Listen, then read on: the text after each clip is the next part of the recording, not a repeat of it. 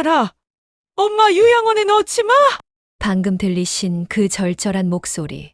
과연 누구의 이야기일까요? 72세 할머니가 딸에게 보낸 마지막 편지에 적힌 한 줄이었습니다. 하지만 이 할머니, 요양원을 거부한 후 선택한 새로운 삶의 방식이 정말 놀라운데요. 혼자 사는 외로운 노인에서 어떻게 인생의 새로운 봄을 맞이하게 됐을까요? 그리고 그 비밀의 장소는 과연 어디였을까요? 오늘 사연은 정말 많은 분들에게 새로운 희망을 줄 것 같습니다. 비슷한 고민을 가진 분들이라면 끝까지 꼭 들어보시기 바랍니다. 안녕하세요. 인생극장입니다. 좋아요, 알림 설정으로 더 많은 감동적인 사연을 만나보세요. 댓글로 여러분의 응원도 남겨주시고요. 그럼 시작해 보겠습니다.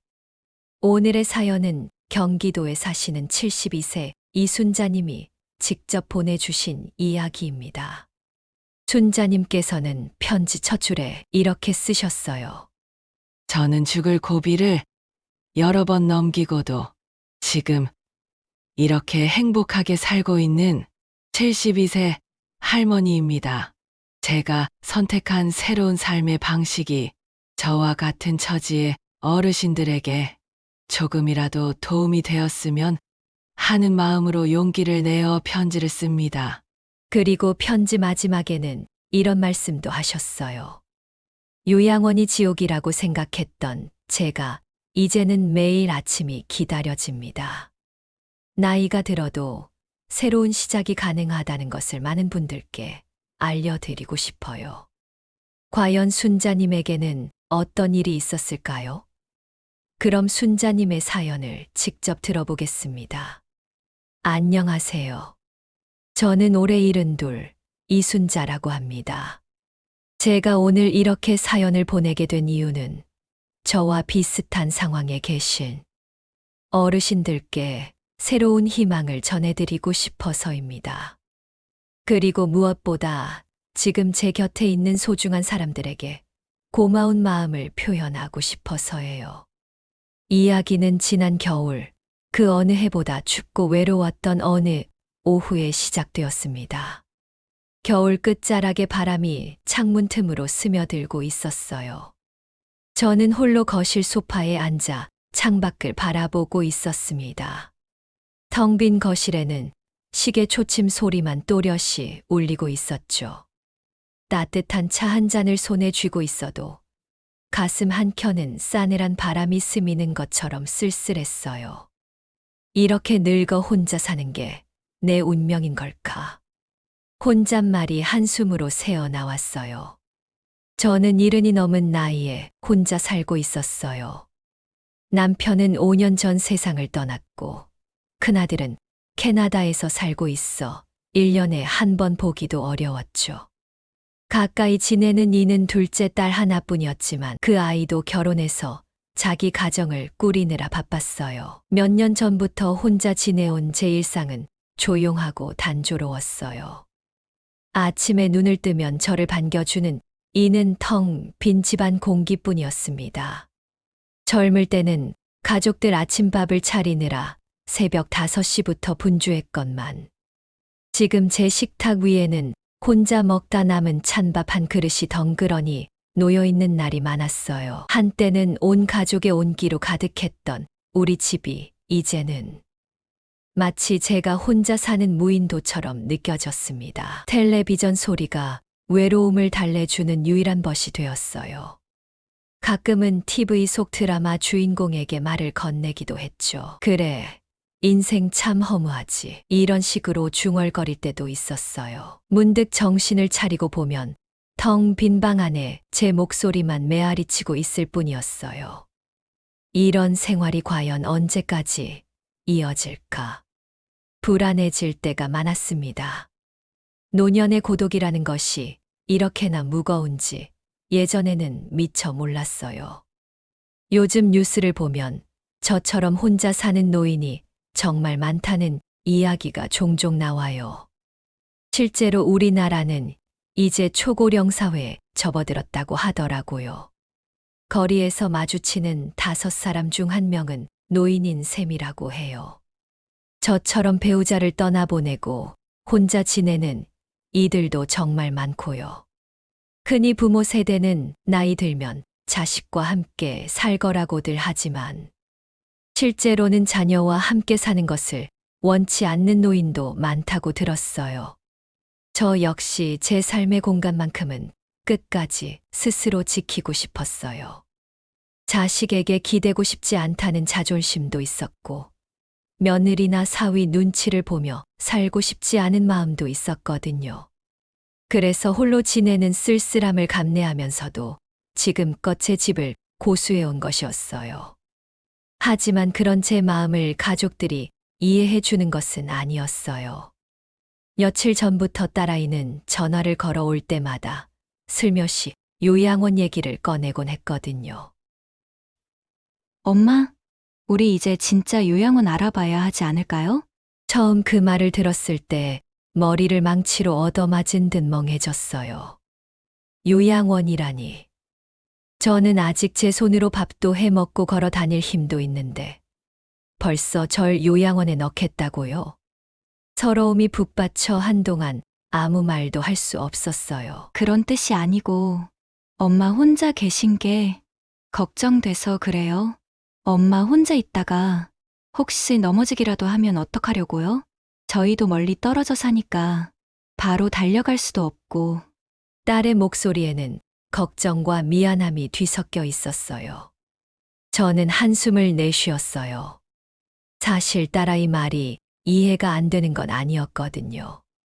얼마 전에도 제가 화장실에서 미끄러져 크게 넘어질 뻔한 적이 있었어요. 다행히 벽을 잡아서 겨우 몸을 지탱했지만 그때 혹시라도 골반이라도 부러졌다면 어쩔 뻔했나 등골이 서늘했어요. 그런 일을 겪고 나니 딸의 우려도 일리가 있었어요. 하지만 그렇다고 곧장 요양원에 들어가라니 제 입장에선 선뜻 받아들이기 힘든 제안이었어요. 요양원은 늙은 사람들이 마지막을 보내는 곳이라는 인식이 강했거든요. 텔레비전에서 요양원 실태를 고발하는 다큐멘터리를 본 적도 있는데 우울하게 침묵만 감도는 방, 줄지어 누워있는 노인들, 눈빛 없는 사람들의 모습이 떠올라 가슴이 답답해졌어요. 제가 과연 저런 곳에서 지내며 남은 여생을 보낼 수 있을까? 상상만으로도 숨이 턱 막혔어요. 아직은 그렇게 제 삶을 포기하고 싶지 않았어요. 난 싫어. 아직 쓸만한데. 왜 벌써 날 집어넣으려고 해? 결국 저는 딸에게 퉁명스럽게 말해버렸어요. 딸은 잠시 침묵하더니 조심스레 말했어요. 엄마 마음은 알아요. 하지만 혹시 엄마가 쓰러져도 모르고 있으면 나중에 더 힘들어질까봐. 그러는 거예요. 그 말에 저는 목이 메었어요.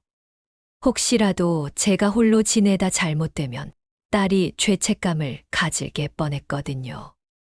저는 애써 부드러운 목소리로 답했어요. 아직은 괜찮아. 엄마가 조심하면서 지낼 테니 너무 걱정 말아라.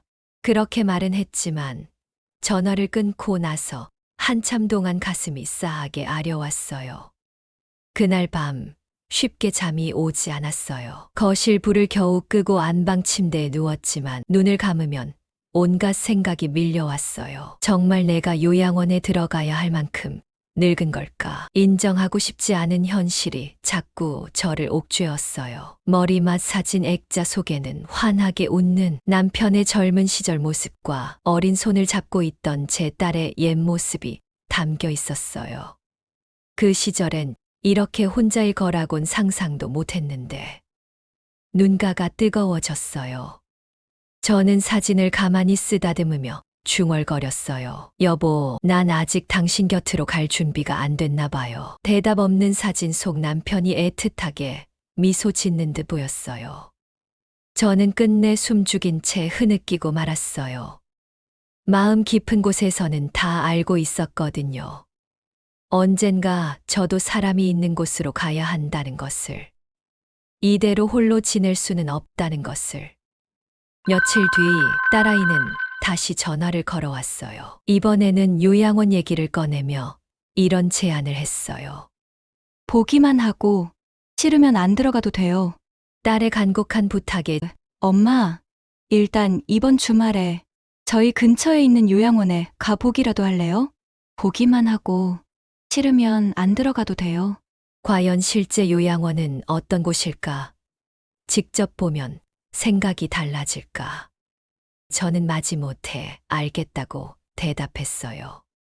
한편으로는 호기심도 있었어요. 주말에 드디어 딸과 함께 집을 나섰어요. 차창 밖으로 스치는 풍경을 멍하니 바라보며 가슴 속으로 수없이 되뇌었어요. 이건 그냥 견학일 뿐이야. 결정은 내가 하는 거야. 하지만 차가 요양원 건물 앞에 가까워질수록 심장이 점점 빨리 뛰었어요. 창백한 회색 건물 외벽이 저 멀리 눈에 들어왔을 때 왠지 모르게 등골이 서늘해졌어요. 그리고 저는 알 수 없는 불안감에 휩싸였어요. 과연 저곳에는 어떤 현실이 저를 기다리고 있을까? 저는 침을 꿀꺽 삼키며 딸의 손을 꼭 붙잡았어요.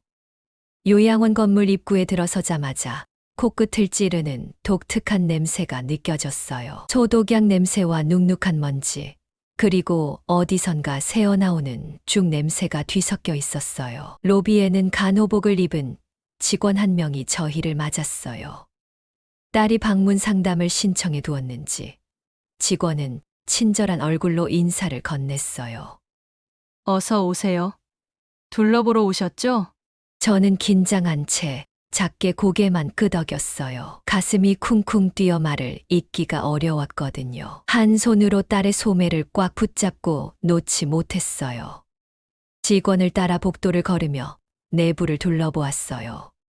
바닥에는 미끄럼 방지 매트가 길게 깔려 있었고 벽에는 오래된 액자들이 걸려 있었어요. 복도 끝 창문 너머로는 회색 담장이 보였고 희미한 햇살이 들어오고 있었어요. 곳곳에 휠체어를 탄 노인들이 앉아 있었어요. 어떤 할아버지는 고개를 푹 숙인 채 선체로 꾸벅이고 있었고 어떤 할머니는 창밖만 멍하니 바라보고 있었어요. 그 표정들은 왠지 공허해 보였고 눈동자엔 생기라고는 찾아보기 어려웠어요.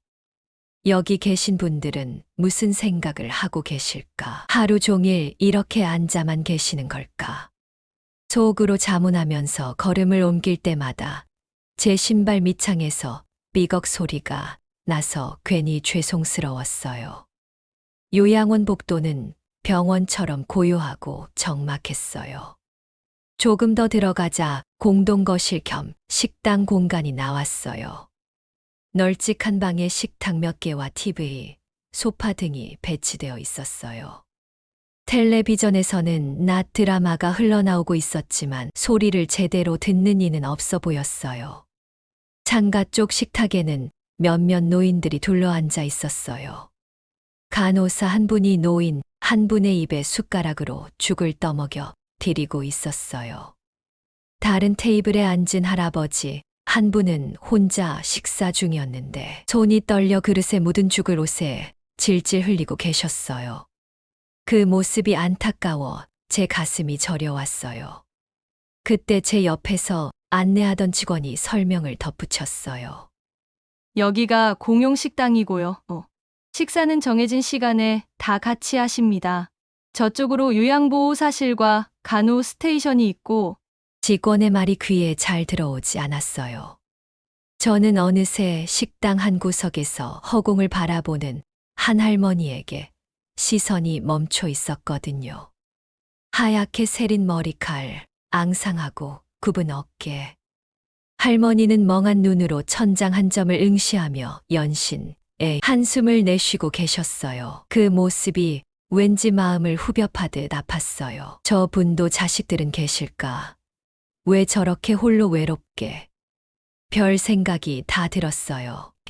저는 무심결에 그 할머니 쪽으로 다가갔어요. 가까이 다가가자 할머니는 제가 오는 걸 눈치채셨는지 천천히 고개를 돌렸어요. 그리고는 제 얼굴을 가만히 올려다보셨어요. 깊게 패인 주름 사이로 흐릿한 눈동자가 저를 향했어요.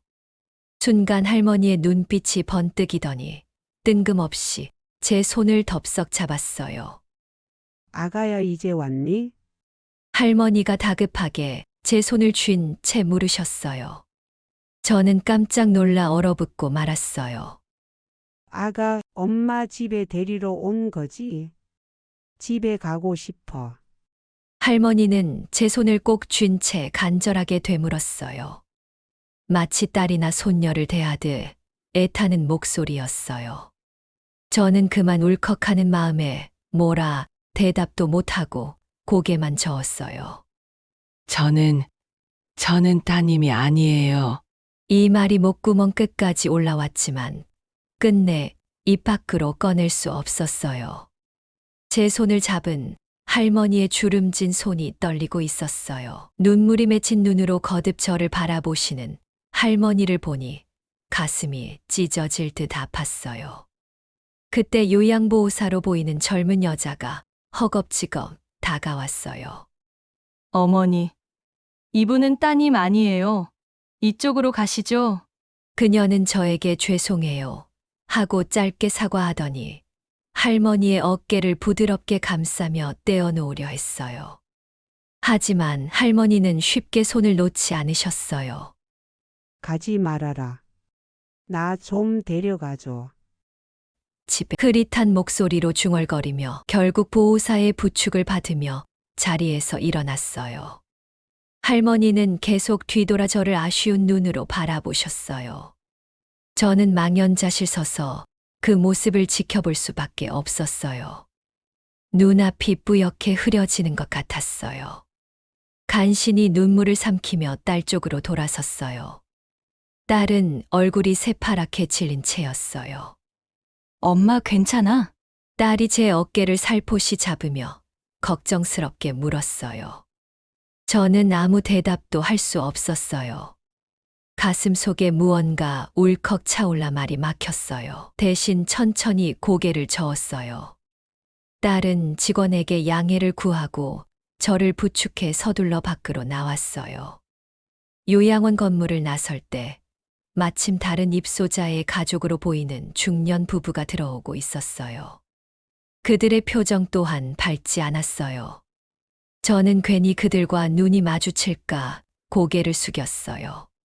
빠른 걸음으로 딸과 함께 정문을 벗어났어요. 신선한 바깥 공기가 폐 속으로 밀려 들어왔지만 이상하게 숨이 잘 쉬어지지 않았어요.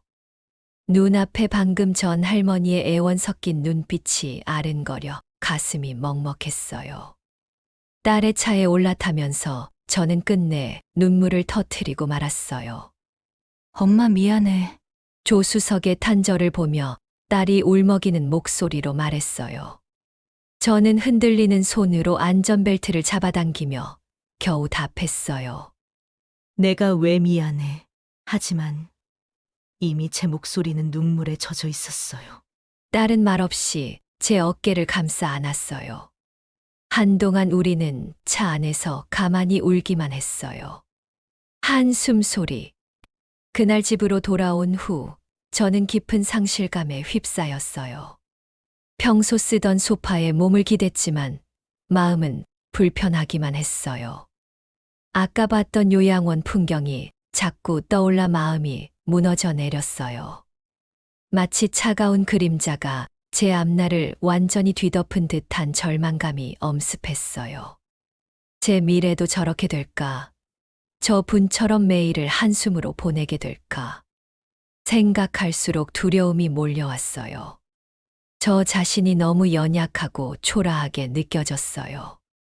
이튿날 아침 눈을 뜨자마자 저는 요양원에서 만난 그 할머니 생각이 났어요. 어쩌면 미래의 제 모습일지도 모른다는 생각에 가슴이 서늘했어요. 도저히 그 길로 제 걸음을 옮길 수는 없을 것 같았어요. 그렇다고 계속 지금처럼 혼자 지낼 수도 없는 노릇이었어요. 딸은 안 그래도 요양원을 알아볼 만큼 제가 혼자 지내는 걸 불안해하지 않았잖아요. 앞으로 저는 어떻게 해야 할까? 머릿속이 복잡하고 막막했어요. 이러다간 정말 우울증이라도 올 것만 같았어요. 그날 오후 멍하니 차를 마시며 뉴스를 보는데 문득 한 가지 인터뷰 장면이 흘러나왔어요. 누구나 늙으면 요양원에 가야 하는 건 아니에요. 새로운 대안도 있습니다. TV 화면 속에서 한 노인이 밝게 웃으며 이야기하고 있었어요. 저는 무심코 채널을 돌리려다 그 말에 손을 멈추었어요. 화면 하단에 공동체 주거, 노인 쉐어하우스 같은 자막이 지나갔어요. 방송에서는 혼자 살던 노인들이 함께 모여 사는 새로운 주거 형태를 소개하고 있었어요. 저는 눈을 빛내며 화면을 집중해서 바라보았어요. 낯선 단어, 실버 쉐어하우스라는 말이 귀에 꽂혔어요. 저처럼 혼자 사는 노인들이 같이 산다고. TV 속 노인은 활기차 보였어요. 그분은 이렇게 말씀하셨어요. 여럿이 함께 지내니 우울할 틈이 없어졌어요. 서로 아프면 도와주고 같이 밥 해 먹고 이야기도 나누고 정말 가족 같아요. 말씀하시면서 웃고 계셨어요. 화면에는 아늑한 주택에서 노인들이 함께 식사하고 웃으며 대화하는 모습이 비쳤어요. 화기애애한 장면에 저는 숨죽이고 몰입했어요. 뉴스 진행자는 이렇게 설명을 덧붙였어요. 시니어 공동체 주거를 통해 새로운 행복을 찾는 노인들이 늘고 있습니다. 실제 조사에서도 쉐어하우스에 사는 노인들은 갈등 상황도 지혜롭게 풀어가며 이전에는 없던 공동체 의식과 행복감을 느낀다는 결과가 있다고 했어요. 그런 곳이 정말 존재한다니 마치 딴 세상 이야기처럼 느껴졌어요. 인터뷰는 잠시 후 끝이 나고 다시 무미건조한 뉴스 진행자의 목소리가 흘러나왔어요. 하지만 제 마음은 이미 요동치고 있었어요. 저런 곳이 있다면 저도 한번 가볼 수 있을까? 가슴 한구석에서 작은 불씨 하나가 피어오르는 듯 했어요. 요양원에서 느꼈던 얼음장 같은 절망 속에서 비로소 작지만 따뜻한 희망의 빗줄기가 보이는 것만 같았어요. 며칠 후 저는 그날 뉴스에서 보았던 실버 쉐어하우스에 대해 더 알아보기로 했어요. 가만히 앉아 있기엔 제 마음속 호기심과 희망이 자꾸 꿈틀거렸거든요. 마침 뉴스 방송국 홈페이지에 방금 봤던 인터뷰 기사가 올라와 있었어요. 저는 딸의 도움을 받아 거기에 적힌 연락처를 찾아냈어요. 시청자 센터를 통해 문의하자 관계 기관의 전화번호를 알려주었어요. 심장이 두근거렸어요. 전화를 걸어보니 다행히 저희 지역에도 어르신들이 함께 사는 시니어 공동주택이 몇 군데 있다는 소식을 들을 수 있었어요. 어르신, 실버 쉐어하우스에 관심이 있으신가 보네요. 저희가 운영하는 곳이 근처에 하나 있는데 마침 새로운 입주자를 한 분 받고 있어요. 담당 직원은 친절하게도 근처의 한 실버 쉐어하우스를 소개해 주었어요. 저는 용기를 내보기로 했어요. 가족들 말만 듣고 요양원을 갈 뻔했던 제가 이제 스스로 알아보고 결정하려 한다니. 마음 한편이 믿기지 않을 만큼 떨리고 있었어요. 그 주말 저는 딸과 함께 그 실버 쉐어하우스를 방문하기로 약속을 잡았어요. 주소를 받아보니 멀지 않은 근교의 한적한 주택가였어요. 약속 당일 딸은 여느 때처럼 차로 저를 데리러 왔어요. 차창 밖으로 보이는 풍경은 겨울이 끝나가며 조금씩 푸른 기운을 되찾고 있었어요. 하지만 제 마음속은 온갖 불안과 기대가 교차해 몹시 복잡했어요. 정말 제게 맞는 곳일까? 낯선 이들과 과연 잘 지낼 수 있을까? 생각할수록 긴장이 되었어요. 딸은 운전대를 잡은 채 슬쩍 제 눈치를 보더니 부드럽게 말했어요. 엄마, 그냥 편하게 보고 와요. 꼭 결정 안 해도 되니까요. 저는 작게 미소 지었어요. 알아보기만 하고 싫으면 안 들어가도 돼. 그 말 이제 내가 하게 생겼네. 딸과 저는 마주보며 피식 웃었어요. 긴장 속에서도 모녀는 서로의 손을 꼭 잡았어요. 마침내 도착한 곳은 아담한 2층 주택이었어요. 담장 너머로 작은 정원이 보였는데 겨울 끝자락이라 앙상한 나무가 서 있었지만 마당 한켠에 겨울 펜지 꽃 몇 송이가 피어 있어 눈길을 끌었어요. 현관 초인종을 누르자 잠시 후 문이 열리며 한 중년 여성이 얼굴을 내밀었어요. 어서 오세요. 실버 쉐어하우스에 오신 걸 환영해요. 활기찬 목소리의 그녀는 이 집의 코디네이터라고 소개했어요. 40대 후반쯤 되어 보이는 그 직원은 저희가 도착하기를 기다리고 있었는지 반갑게 맞아주었어요. 그녀의 안내로 저희는 신발을 벗고 실내로 들어섰어요. 소음, 집안에 첫 발을 들이는 순간 기분 좋은 온기가 느껴졌어요. 거실에는 따뜻한 조명이 비추고 있었고 어딘가에선 구수한 된장국 냄새 같은 향기가 은은하게 풍겼어요. 안녕하세요. 어서 와요. 거실 소파에서 일어서며 반갑게 손을 흔드는 분이 계셨어요.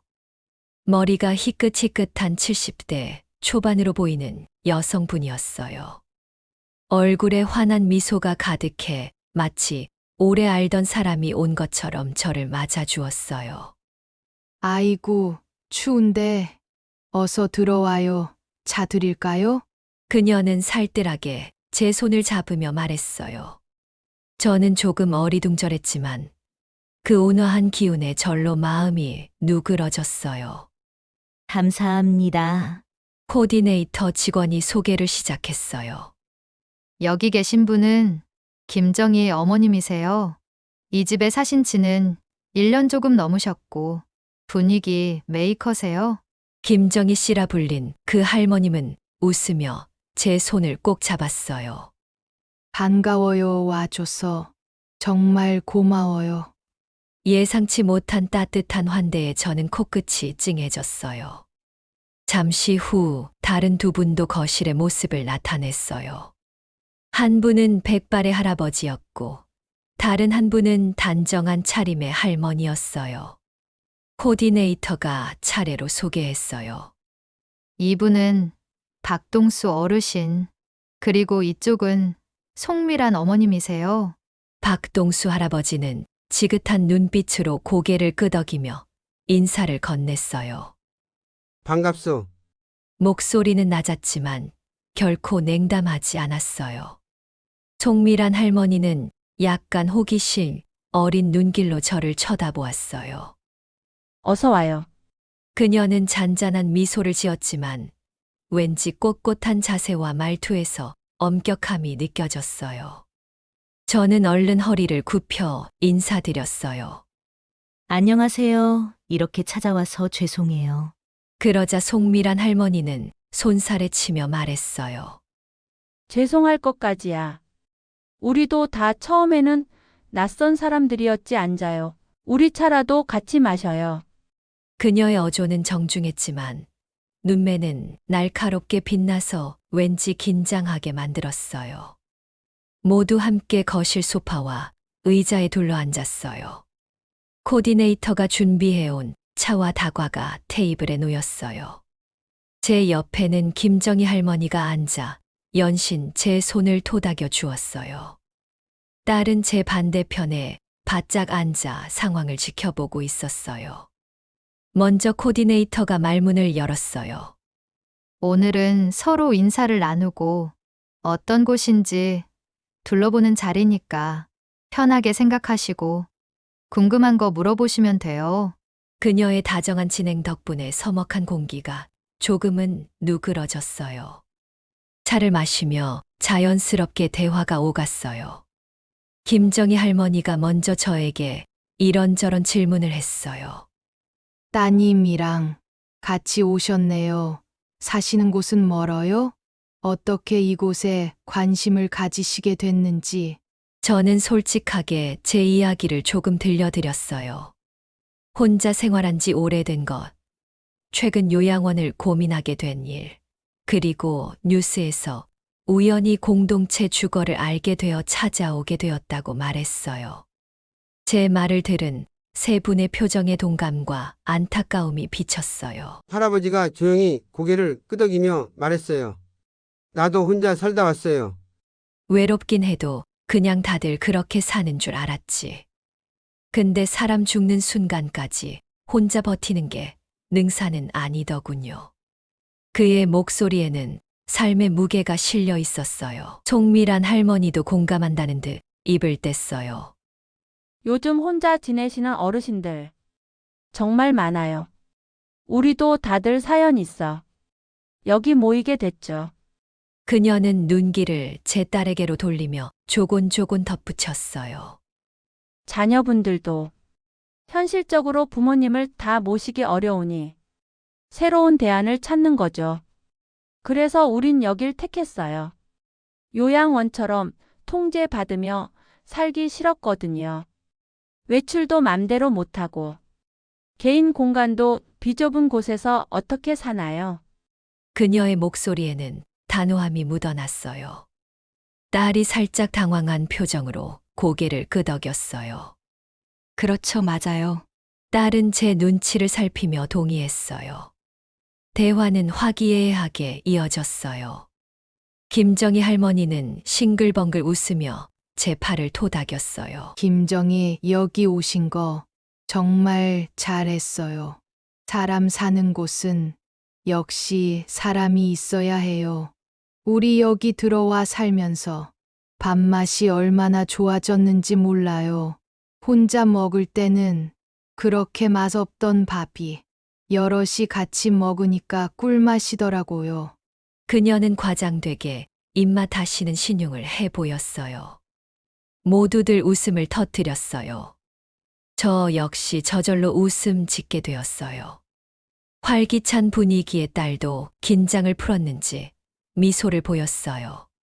저는 용기를 내어 집 내부를 좀 둘러봐도 되겠냐고 물었어요. 코디네이터는 물론이라며 기꺼이 안내해 주었어요. 발걸음, 거실 옆 주방과 식당은 아늑하고 깨끗했어요. 냉장고에는 입주자들이 함께 먹는 반찬들이 가지런히 들어 있었고, 식탁 위에는 갓 구운 빵인지 고소한 냄새가 풍겼어요. 2층에는 각자 사용하는 개인 방들이 있었어요. 남녀는 층을 달리해 사용하는 듯 보였어요. 코디네이터가 설명을 덧붙였어요. 각 방마다 화장실 겸 샤워실도 딸려 있어요. 사생활은 충분히 보호되도록 했습니다. 방 크기도 요양원과는 비교 안 될 만큼 넓죠. 그녀의 말투에는 자부심이 느껴졌어요. 실제로 둘러본 방들은 제 집 방보다도 널찍하고 햇볕도 잘 들어왔어요. 아담하게 놓인 침대와 책상, 옷장까지 모든 게 갖춰진 모습이 깨끗했어요. 저는 고개를 끄덕이며 감탄했어요. 정말 좋네요. 집 같아요. 그냥 솔직한 제 감상이 흘러나왔어요. 투어를 마치고 다시 거실에 모였을 때 이미 마음은 많이 기울어 있었어요. 하지만 결심을 하기엔 아직 망설여지는 부분도 있었어요. 제가 말을 꺼냈어요. 분위기가 참 좋아 보여서 마음에 드는데 제가 낯을 가리는 편이라 같이 살아본 적도 없고 잘 적응할 수 있을지 모르겠어요. 제 솔직한 심정을 털어놓았어요. 그러자 박동수 할아버지가 미소를 지으며 입을 열었어요. 누구나 처음엔. 그래서 나도 여기 올 때 걱정이 많았지. 밤에 코 골면 어쩌나, 남이랑 부딪히면 어쩌나 별 생각 다 했는데 일단 살아보니 기우였어. 사람 사는 거 다 비슷하고 서로 조금씩 맞춰가면 되더라고. 억지로 맞추는 게 아니라 서로 이해하는 거지. 그의 말에 모두들 고개를 끄덕였어요. 김정희 할머니도 맞장구 쳤어요. 맞아요. 우리도 처음엔 어색했는데 지금은 가족만큼이나 편해요. 모르는 사이였던 우리가 이렇게 정들 줄 누가 알았겠어요. 그녀가 손을 꼭 잡으며 저에게 환하게 웃어 보였어요. 송미란 할머니는 조용히 차를 한 모금 마시고 나서 차분한 목소리로 말했어요. 여긴 우리 모두의 집이니 결정도 함께 해요. 우리도 새로운 가족을 맞이하는 일이니까요. 어머님께서 정말 함께하고 싶으신지 천천히 생각해 보세요. 저희도 의논해서 연락드릴게요. 그녀의 말에 코디네이터가 덧붙였어요. 며칠 정도 체험 삼아 지내보시는 것도 추천드려요. 짧게 살아보시면 감이 오실 거예요. 저는 고맙다고 인사하며 고개를 끄덕였어요. 딸 역시 안심이 되는지 체험 스테이 해보는 것도 좋겠네요. 하고 제 손을 잡았어요. 그날 집으로 돌아오는 길, 차 안에서 저는 한동안 아무 말 없이 창밖만 바라보았어요. 딸도 굳이 말을 걸지 않고 운전에 집중해 주었어요. 수많은 생각이 교차했어요. 방금 만난 사람들의 환한 얼굴이 떠올랐고 따뜻했던 집안 공기도 아직 제 마음에 남아 있었어요. 정말 저기서 제 새로운 삶을 시작할 수 있을까? 설렘과 두려움이 교차했지만 한 가지 분명한 건 아까 요양원에서 느꼈던 암담함과는 전혀 다른 감정이라는 것이었어요. 차가 저희 동네에 가까워졌을 때 딸이 조심스럽게 물었어요. 엄마, 어떻게 할 것 같아? 저는 잠시 뜸을 들이다 입을 열었어요. 일단 일주일 정도 체험으로 지내볼까 해. 스스로 말하면서도 목소리가 떨렸어요. 딸은 놀란 듯 잠깐 저를 보더니 이내 환하게 웃었어요. 잘 생각했어요. 제가 짐 싸는 거 도와줄게요. 그녀는 안심이 되는지 어깨를 쓸어내렸어요. 저도 모르게 긴 숨을 내쉬었어요. 큰 결정을 앞두고 있다는 두려움에도 불구하고 마음속 어딘가에는 작은 꽃봉오리 하나가 피어나는 듯한 설렘이 고개를 들고 있었어요. 과연 이 선택이 제 인생의 봄을 불러올 수 있을까? 저는 스스로에게 묻고 또 물었어요. 일주일 체험 거주를 하기로 한 날, 저는 작은 여행용 가방에 짐을 쌌어요. 비록 완전히 이사하는 것은 아니었지만 왠지 마음이 싱숭생숭했어요. 집을 나서기 전 몇 번이나 불을 다 껐는지 가스 밸브는 잠갔는지 확인하고 또 확인했어요. 오랜 제 보금자리를 두고 떠나려니 아쉬움과 불안함이 교차했어요. 일주일 뒤에 다시 돌아올 텐데 뭐가 이렇게 서운하지? 스스로 웃음이 나왔지만 마음 한구석이 이상하게 허전했어요. 문을 잠그고 나오며 몇 번이고 뒤돌아봤어요. 마치 아주 오래 떠날 것처럼 집 대문이 낯설게 느껴졌어요. 딸과 함께 다시 쉐어하우스에 도착했을 때 김정희 할머니와 송미란 할머니가 벌써 현관에서부터 맞아주었어요. 오셨어요. 기다렸어요. 김정희 할머니는 반갑게 제 짐을 받아들었어요. 뭐 이렇게 짐을 많이 가져왔어요. 우린 식구들 있는데 필요한 거 다 있으니 걱정 말아요. 그녀의 살뜰한 배려에 저는 민망하면서도 고마웠어요. 송미란 할머니도 제 어깨를 토닥이며 말했어요. 편하게 생각해요. 일주일 금방이에요. 그녀의 말투는 사무적인 듯했지만 표정만은 부드러웠어요. 박동수 할아버지는 마당 화단가에 쪼그려 앉아 뭔가 손질하고 계시다가 저희가 오자 슬며시 일어나 다가오셨어요. 어서 와요. 방은 어제 다 청소해뒀어요. 그는 무뚝뚝한 듯 말했지만 눈가엔 미소가 번졌어요. 저는 연신 감사합니다를 말하며 인사를 드렸어요. 딸은 제 방까지 짐을 옮기는 것을 도와주고는 한두 시간 머물다 돌아갔어요. 떠나기 전 딸은 여러 번 당부했어요. 엄마, 불편한 거 있으면 바로 말하고 매일 전화해요. 알았죠? 그녀는 마치 어린아이를 둔 부모처럼 걱정스레 굴었어요. 저는 웃으며 딸을 다독였어요. 알았어. 너무 걱정 마. 여기 계신 분들이 다 잘해주실 거야. 딸은 망설이는 눈치더니 결국 송미란 할머니를 찾아가 정중히 부탁까지 했어요. 어머니들, 저희 엄마 잘 좀 부탁드려요. 처음이라 많이 낯설 거예요. 그러자 송미란 할머니는 미소 지으며 고개를 끄덕였어요. 걱정 말아요. 이제 우리 식구인데 우리가 잘 챙기게 해요. 딸은 그제야 안심한 얼굴로 집을 떠났어요. 현관문이 닫히고 차가 떠나는 소리가 멀어지자 저는 마음속으로 조용히 되뇌었어요. 나 혼자가 아니야. 이젠 이분들과 함께야. 스스로 용기를 북돋우며 깊게 숨을 들이마셨어요. 그날 저녁 쉐어하우스에서의 첫 식사가 시작되었어요. 공동 부엌에서 모두 함께 저녁 준비를 도왔어요. 김정희 할머니는 솜씨 좋게 부침개를 부치고 계셨고 송미란 할머니는 된장찌개 간을 보고 있었어요.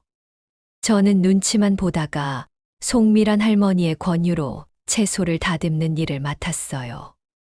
어색한 마음에 잔뜩 긴장했는지 칼질이 서툴러 몇 번이나 물을 도마에서 굴려버렸어요. 그때마다 김정희 할머니가 웃어주었어요. 괜찮아요. 처음엔 다 그래요. 박동수 할아버지는 밥솥에 쌀을 씻어 앉혀놓고는 식탁에 숟가락과 젓가락을 놓으며 중얼거렸어요. 내가 이 나이에 설거지랑 상 차리게 될 줄 누가 알았나 몰라. 투덜대는 말투였지만 어쩐지 얼굴에는 뿌듯함이 엿보였어요. 모두가 자기 몫을 찾아 움직이는 모습이 인상적이었어요. 식기 부딪히는 소리, 식탁에 둘러앉아 함께 저녁을 먹었어요.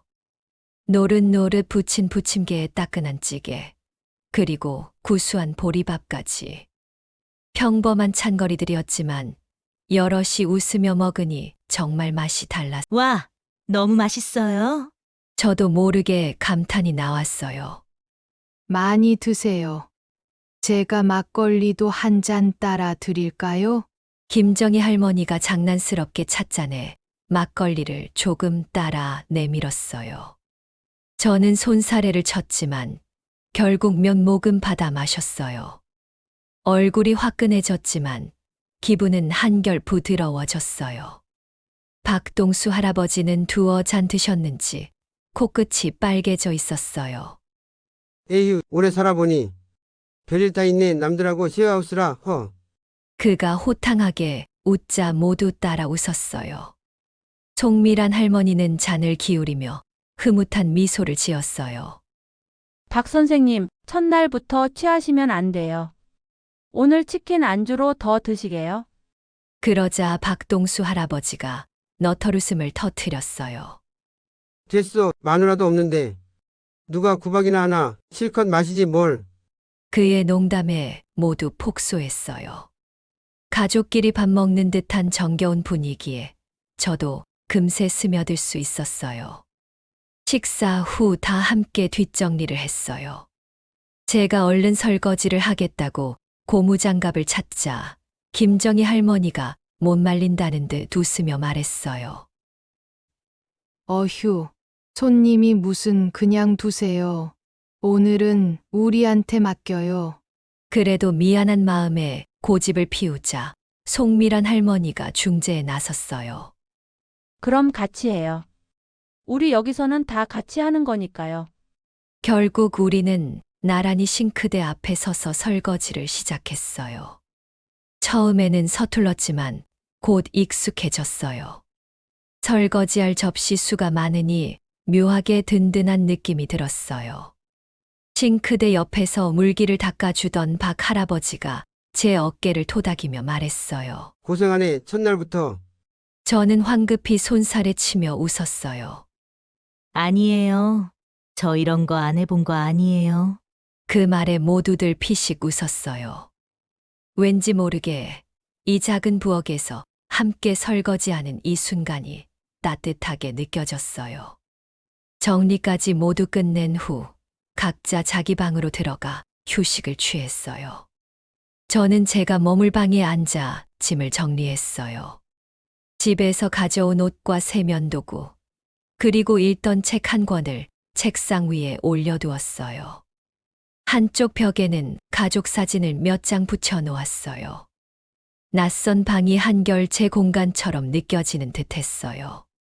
창밖을 보니 어둑어둑한 밤하늘에 별 하나가 반짝이고 있었어요. 오늘 하루도 무사히 넘겼네. 저는 스스로에게 속삭였어요. 생각보다 편안한 하루였어요. 함께 저녁을 먹고 웃으며 이야기했던 시간이 꿈만 같았어요. 문득 이전에 혼자 지내던 집에서의 밤들이 떠올랐어요. TV 소리로 정막을 달래던 외로운 저녁들. 그에 비하면 지금 제 방 밖 거실에는 아직도 사람들 숨소리와 생활 소음이 희미하게 느껴졌어요. 아, 나 혼자가 아니구나. 속으로 되뇌자 마음이 포근해졌어요. 잠자리에 들 준비를 하면서 딸과 영상통화를 했어요. 딸은 밝아진 제 표정을 보며 안도하는 듯 했어요. 엄마 얼굴 좋아 보이네요. 오늘 어땠어요? 저는 미소를 지으며 대답했어요. 응, 생각보다 훨씬 좋아. 밥도 같이 해 먹으니까 재미있더라. 딸은 엄지를 치켜 세웠어요. 역시 사람은 어울려 살아야 한다니까요. 거봐. 그녀의 안심한 얼굴을 보니 저도 모르게 미안함과 고마움이 밀려들었어요. 내 덕분이야. 내가 자꾸 얘기 안 했으면 내가 생각도 못 해봤을 거야. 딸은 손사래를 쳤어요. 아이, 제가 뭐려 엄마가 용기 낸 거죠. 한참을 웃으며 떠들다가 전화를 끊었어요. 휴대전화 화면이 꺼지자 방 안이 다시 고요해졌어요. 그래도 마음 한구석엔 뿌듯함이 남아 있었어요. 침대에 누웠지만 쉽사리 잠이 오지 않았어요. 새로운 곳에서의 첫날 밤이라 그런지 머리가 복잡했어요. 그래도 실은 불편함이 아니라 오히려 묘한 설렘과 여운 때문에 잠을 설치는 느낌이었어요. 잠깐 책을 읽어볼까 싶어 스탠드 불을 켜려고 하는데 갑자기 어디선가 흐느끼는 소리가 희미하게 들려왔어요. 울음소리. 저는 소리가 나는 쪽으로 귀를 기울였어요. 분명 집 안 어디선가 누군가 흐느끼는 듯한 소리였어요. 혹시 제 착각인가 싶어 조용히 방문을 열어보았어요. 불은 다 꺼져 있었지만 복도 끝에서 희미하게 문틈으로 새어나오는 불빛이 보였어요. 그쪽은 송미란 할머니 방이었어요. 저는 잠시 망설였어요. 안으로 들어가 봐야 할까? 무슨 일이 있는 걸까? 흐느낌 소리는 여전히 가늘게 들렸어요. 송미란 할머니가 우시는 걸까? 평소 강단 있어 보이던 그녀의 얼굴이 떠올라 가슴이 콩콩 뛰었어요. 대체 무슨 일이 있는 걸까? 저는 방문 손잡이를 잡았다 놓았다 하며 한참 서 있었어요. 쉽게 용기를 내지 못한 채 결국 복도에 혼자 우두커니 서 있었어요. 다음 날 아침 저는 일찍 눈을 떴어요. 낯선 곳이라 깊이 잠들지 못했지만 피곤함보다는 어제 일의 여운이 먼저 떠올랐어요. 특히 밤중에 들렸던 흐느낌 소리가 마음에 걸렸어요. 송미란 할머니 방에서 나는 듯했던 울음소리. 그 후로 한참 잠들지 못하고 뒤척였던 기억이 났어요. 혹시 착각이었을까 싶어 스스로를 달래보았지만 분명히 들었던 소리였어요. 할머니께 무슨 일이 있었을까? 그냥 못 들은 척 넘어가는 게 나을까? 여러 가지 생각이 스쳤어요. 부엌에서는 벌써 누군가 분주히 움직이는 소리가 들렸어요. 시계바늘은 아침 6시를 막 지났을 뿐인데 부엌 쪽에서 달그락거리는 그릇 소리가 희미하게 들려왔어요. 저는 슬며시 방문을 열고 나와 보았어요. 주방엔 박동수 할아버지가 나와 계셨어요. 작은 라디오에서 흘러나오는 옛가요 소리를 벗삼아 그는 커피물을 올리고 계란 프라이를 굽고 있었어요. 할아버지, 안 주무셨어요? 제가 인사를 건네자 박 할아버지가 천천히 고개를 돌렸어요. 나이 드니 잠이 없어. 그러면서 저를 향해 손짓했어요. 이리 와서 앉아요. 커피 한 잔 줄 테니. 저는 감사히 식탁에 앉았어요. 할아버지는 제 앞에 따뜻한 믹스커피 한 잔을 내려놓았어요. 속은 좀 어때? 새 집에서 자느라 불편하지 않았소? 걱정 어린 그의 물음에 저는 고개를 저으며 웃어 보였어요. 덕분에 잘 잤어요. 아직 좀 어색하지만요. 박 할아버지는 빵 한쪽을 제게 내밀며 살짝 웃었어요. 나도 여기 처음 왔을 때 새벽에 몇 번이나 깼다오. 사람 소리 안 들으면 이상해서. 그 말에 저는 공감하며 미소 지었어요. 맞아요. 저도 밤에 잠결에 누가 우는 소리를 들은 것 같아서 깼어요. 저도 모르게 솔직한 말이 튀어나왔어요. 순간 박 할아버지의 표정이 미묘하게 변했어요. 그는 잠시 말이 없었어요. 저는 괜히 말을 꺼냈나 마음이 조마조마했어요. 잠깐 정적이 흐른 뒤 박 할아버지는 작은 한숨을 쉬며 조용히 입을 열었어요. 들었구만. 송 여사께서 가끔 그러셔. 그의 목소리는 낮았고 조심스러웠어요. 저는 귀를 기울였어요. 송미란 어머님 말씀이세요? 무슨 일 있으신 거예요? 박 할아버지는 프라이팬에 지글대던 계란 프라이를 접시에 옮기며 나지막이 말을 이었어요. 오늘이 말일일 거요. 아마 그럴 게야. 처음엔 무슨 뜻인지 몰라 저는 고개를 갸웃했어요. 말일이요? 박 할아버지는 제 눈치를 살피며 덧붙였어요. 송 여사가 혼자 계신 이유가 있어. 아들 하나 있었는데 몇 해 전에 사고로 떠났지. 딱 오늘이 그 아들 생일일 거야. 그의 말에 저는 입을 살짝 벌린 채 숨을 삼켰어요. 가슴이 철렁 내려앉는 느낌이었어요.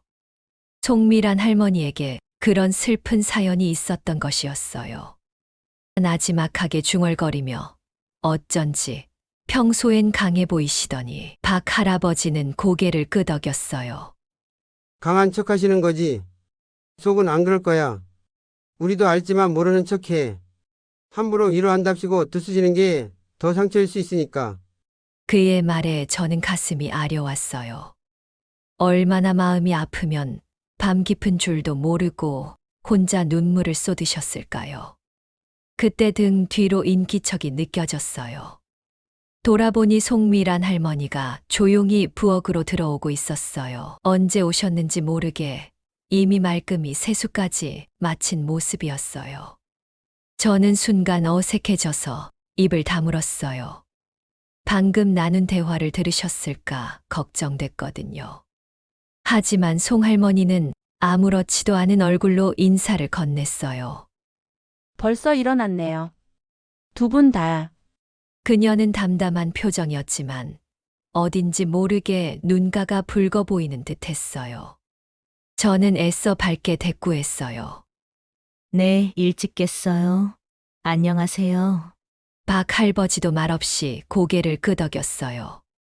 송 할머니는 싱크대로 다가와 주전자를 집어들었어요. 제가 아침에 죽 좀 끓일게요. 어제 막걸리 드셨더니 속 비었을 텐데 좀 드셔야죠. 그녀의 차분한 목소리는 평소처럼 안정되어 있었어요. 저는 무슨 말이라도 건네고 싶었지만 선뜻 입이 떨어지지 않았어요. 송 할머니는 아무 일 없다는 듯이 조용히 쌀죽을 준비하기 시작했어요.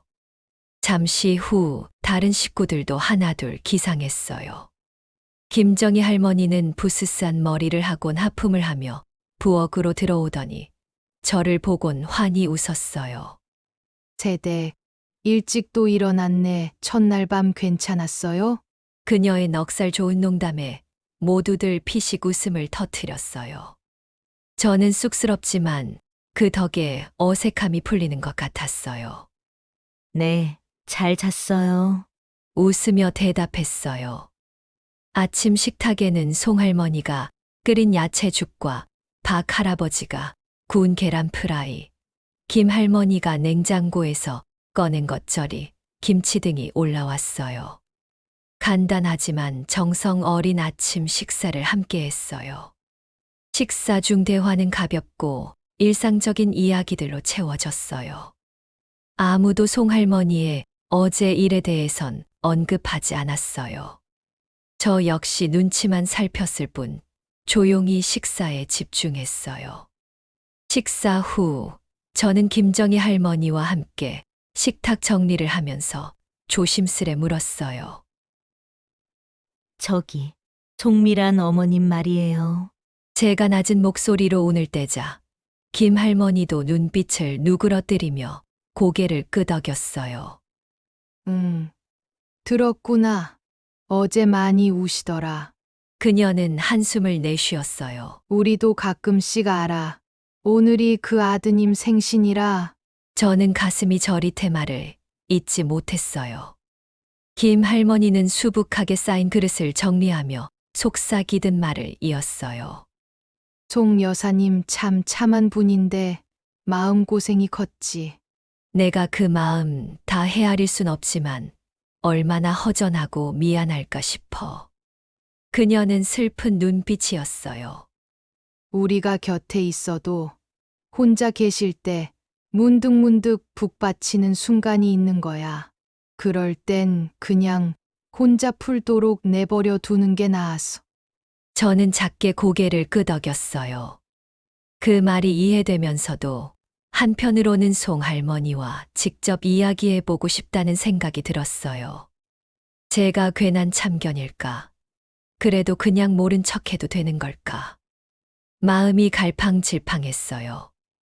오후 무렵 저는 용기를 내보기로 했어요. 다른 분들은 각자 방에서 휴식을 취하거나 보리를 보고 있었어요. 송미란 할머니는 마당 텃밭 쪽에 나가 계셨어요. 작은 화분들을 정리하고 계시는 모습이 보였어요. 저는 조심스레 다가갔어요. 뭐 도와드릴까요? 제가 말을 걸자 송할머니가 몸을 일으켰어요. 아니에요. 그냥 뭘 좀 손보고 있었어요. 벌써 지내기 지루해요? 그녀는 담담하게 웃어 보였어요. 저는 고개를 저었어요. 그런 건 아니고, 그냥 미란 씨랑 이야기나 좀 할까 해서요. 제 말에 그녀는 약간 놀란 듯 눈을 깜빡였어요. 평소 말수가 적은 제가 먼저 말을 붙인 게 의외였는지도 몰라요. 저는 근처 벤치로 할머니를 모시고 앉았어요. 한동안 무슨 말을 할지 머뭇거렸어요. 송할머니가 먼저 입을 열었어요. 어젯밤 들었나요? 예상치 못한 그녀의 질문에 저는 화들짝 놀랐어요. 딱히 대답하지 않았지만 제 표정이 이미 말해주고 있었을 거예요. 송할머니는 쓸쓸하게 웃었어요. 걱정 끼쳤다면 미안해요. 별일 아니에요. 그냥 바보같이 또 울었네요. 떨리는 그녀의 목소리에 제 가슴이 먹먹해졌어요. 죄송하다니요. 할머니 마음이 얼마나 아플지 제가 다 알 수는 없지만. 저는 차마 말을 잇지 못했어요. 뭐라 위로해야 할지 몰라 우물쭈물하고 있는데 송할머니가 천천히 이야기를 꺼내기 시작했어요. 보면 내가 너무 엄살이지. 벌써 몇 년 전 일인데. 그녀의 시선이 먼 하늘을 향했어요. 외아들이었어요. 얼마나 금이야 오기야 키웠는데. 내가 잘못 키웠는지 한창 혈기 왕성할 때 사고로. 목이 맨 그녀는 잠시 말을 멈추었어요. 제 손도 덩달아 식은 땀이 났어요. 그녀가 어렵게 계속했어요. 그날 이후로 한동안 내가 제정신이 아니었어요. 남편은 젊을 때 먼저 가고 애마저 없으니 나 혼자 덩그러니 남았는데 차라리 그때 죽고 싶다는 생각도 했지. 담담하게 내뱉는 말 속에 깊은 절망의 기억이 서려 있었어요. 미란 씨. 나직이 부르는 제 목소리가 떨렸어요. 그녀는 손수건을 꺼내 눈가를 살짝 눌렀어요. 미안해요. 이런 얘기를 굳이. 근데 그녀는 잠시 제 얼굴을 바라보았어요. 이젠 좀 달라졌어요. 여기 와서 살면서. 그 말에 저는 조용히 고개를 들었어요. 그녀가 살짝 미소 지었어요. 그래도 이렇게 함께 있으니 어느 날은 아침에 눈 뜨는 게 덜 두려울 때도 있더라고요. 그녀의 목소리는 약간 가라앉았지만 분명한 진심이 묻어나왔어요. 전에는 혼자 집에 있으면 내가 살아있는 건지 죽은 건지 깜깜할 때가 많았어요. 근데 여긴 누가 아침밥 먹으라고 불러주고 말동무도 있고 그렇게 하루하루 또 사라지는 거예요. 저는 어느새 눈물이 고여 있었어요. 송 할머니의 손을 꼭 잡았어요. 참 힘드셨겠어요. 그래도 미란 씨는 정말 강하세요. 이렇게 잘 버텨주셔서 고마워요. 진심에서 우러난 말이었어요. 그녀는 고개를 저으며 슬픈 웃음을 지었어요. 내가 강한 사람이라. 아니에요. 여기 오기 전엔 정말 약해 빠졌었죠. 근데 이젠 누가 힘들어하면 내가 오히려 도와줄 수 있게 됐어요. 이상해요. 그녀의 눈빛이 조금은 밝아져 있었어요. 저는 그녀의 말에 조용히 공감하며 끄덕였어요. 함께 살아간다는 것의 힘이 어떤 건지 어렴풋이 느낄 것 같았어요. 그렇게 한참을 두 사람이 벤치에 나란히 앉아 지난날의 상처와 앞으로의 삶에 대해 이야기를 나누었어요. 초겨울의 쌀쌀한 공기 속에서도 서로의 마음은 조금씩 따뜻해지고 있었어요. 송 할머니는 마지막으로 제 손을 꼭 잡으며 말했어요. 여기 와줘서 고마워요. 당신 같은 새 식구가 들어오면 우리도 참 좋아요. 덕분에 제 마음도 이렇게 누그러지네요. 저는 눈시울이 붉어져 고개를 끄덕였어요. 저야말로 여러분 덕분에 다시 살아보고 싶다는 생각이 들어요. 작은 목소리였지만 확신이 담긴 제 말에 송 할머니는 만족스럽게 웃어 보였어요. 그날 밤, 제 방 창문으로 밤하늘을 올려다보았어요. 어제와 같은 자리에서 반짝이는 별 하나가 유난히 밝게 빛났어요. 저는 속으로 조용히 빌었어요. 앞으로도 우리 다 같이 서로 기대며 살아갈 수 있기를. 그러나 인생이란 바람대로 순탄치만은 않은 법이었어요. 머지않아 우리에게 작은 시련이 다가오고 있었거든요. 다음 이야기는 2부에서 계속됩니다.